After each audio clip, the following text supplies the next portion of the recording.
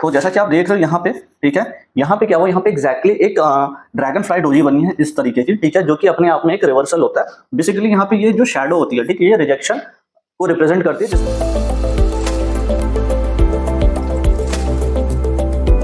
Hello everyone, आपका स्वागत है हमारे एक और वीडियो में जिसमें हम डिस्कशन कर रहे हैं हाउ टू ट्रेड सपोर्ट। तो आज हम देखते हैं सीरीज में आगे हम क्या सीखने वाले हैं, तो आइए देखते हैं।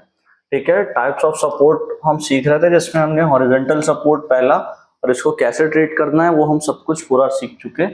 Then second trend line support, ये हमने लास्ट वीडियो में सीखा था। और आज हम सीखेंगे मूविंग एवरेज सपोर्ट की moving average as a support किस तरीके से काम करता है। और लास्ट वीडियो में हम फिर रिट्रेसमेंट के बारे में सीखेंगे। तो आइए हम देखते हैं moving average as a support ये कैसे वर्क करता है। ठीक है, तो बेसिकली इसमें जो हम मूविंग एवरेज यूज करेंगे, मूविंग एवरेज का एक कंप्लीट सेट है। ठीक है, जिस तरीके से आपने सुना होगा 5 EMA, 13 EMA, 50 period, 100 period, 200 period, 20 period. Okay, तो जो सबसे बेस्ट मूविंग एवरेज होता है जो एज अ सपोर्ट काम करता है वो होता है 20।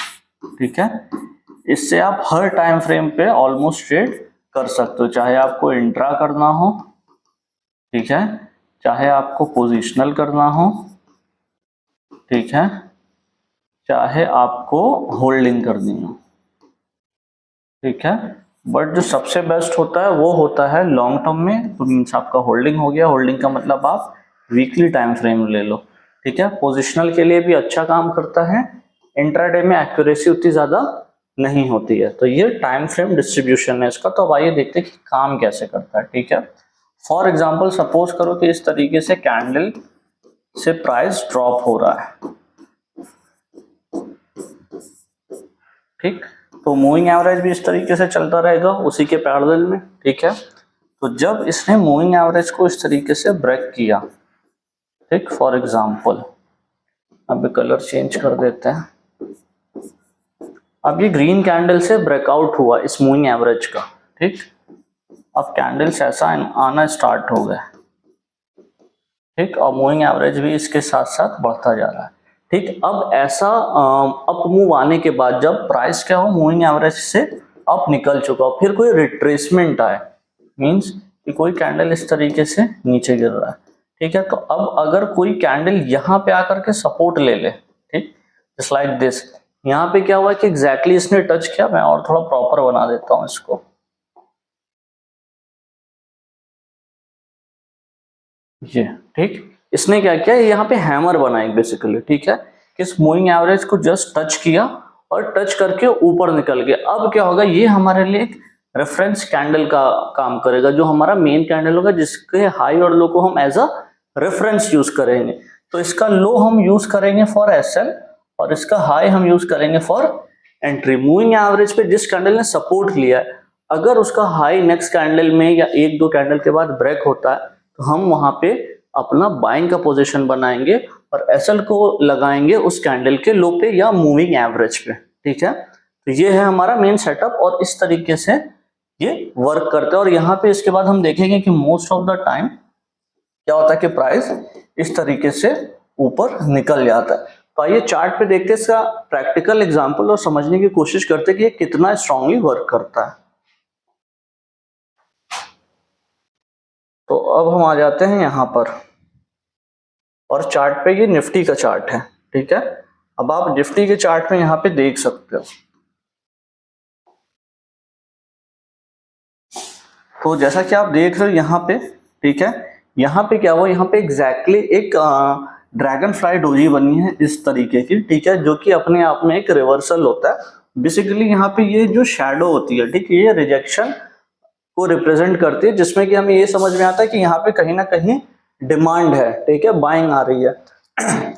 तो अब देखो, इसको अगर हम एज अ लो यूज करें और इसके हाई के ऊपर एंट्री, तो इस कैंडल के फॉर्मेशन के बाद मार्केट कंटिन्यूअसली किस डायरेक्शन में गया है, अप डायरेक्शन में गया। उसके बाद आप देखो ये वाला कैंडल, ठीक है, जिसने आकर के इस मूविंग एवरेज के लो को टच किया, टच करके ऊपर जाके क्लोज दिया। और इस क्लोजिंग के बाद हम क्या करेंगे, इसके हाई को एज अ रेफरेंस लेंगे और इसका हाई ब्रेक होते ही हम अपना क्या करेंगे, एंट्री बनाएंगे। और स्टॉप लॉस कहाँ रखेंगे, यहाँ रखेंगे। तो आप देखो ये SL, ये एंट्री, और मार्केट यहाँ से ऑलमोस्ट ऊपर गई। ठीक है, टारगेट के लिए हम सेम कैंडल का जो रेंज रहेगा उसको एज अ टारगेट यूज कर सकते हैं।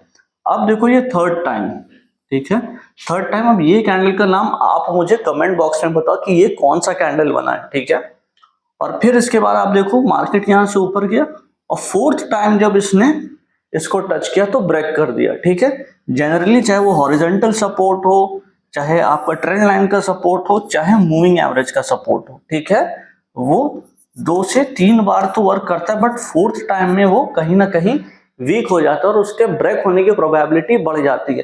तो यदि आप ट्रीट कर रहे हो उसको और आपको फोर्थ टाइम में इस तरीके का कोई सपोर्ट मिलता है, ठीक है, तो ऐसे ट्रेड को हम अवॉइड करेंगे, उसको हम एग्जीक्यूट नहीं करेंगे। हम कब ट्रेड करेंगे? जो पहला होगा, ठीक है, फर्स्ट रिट्रेसमेंट होगा, फर्स्ट सपोर्ट होगा, चाहे वो हॉरिजॉन्टल का हो, चाहे ट्रेंड लाइन का हो, चाहे वो मूविंग एवरेज का, वो ऑलवेज स्ट्रांग होगा। अगर फर्स्ट रिट्रेसमेंट है, इस तरह से ऊपर जा रहा है और फर्स्ट टाइम यहाँ पे आ रहा है, तो ये बहुत ही जबरदस्त और स्ट्रांग सपोर्ट का वर्क करेगा, सपोर्ट का काम करेगा। तो हम ऐसे ही स्टॉक्स को सबसे पहले प्रेफर करेंगे जो कि फर्स्ट टाइम सपोर्ट ले रहा हो, चाहे वो हॉरिजॉन्टल हो या ट्रेंड लाइन का हो या ही आपका मूविंग एवरेज हो, ठीक है। तो आप यहाँ पे देख सकते हो कि फोर्थ टाइम पे इसको ब्रेक करते हुए नीचे आया और फिर मार्केट ने स्ट्रगल कर दिया, स्टार्ट कर दिया इस रेंज में, ठीक है। और जब तक इसने फर्स्ट अटेम्प्ट किया था अच्छा रिटर्न दिया, सेकंड वाले में भी अच्छा दिया, थर्ड वाले में भी अच्छा दिया। तो ये थे की पॉइंट्स जो कि हमें सपोर्ट को ट्रेड करते टाइम अपने माइंड में रखने चाहिए और उसके अकॉर्डिंग ही ट्रेड करना चाहिए। अगर आप इस तरीके के और भी वीडियो देखना चाहते हो हमारे साइड से चाहते हो, हमारे चैनल को लाइक करो, सब्सक्राइब करो, फॉलो करो। Thank you so much.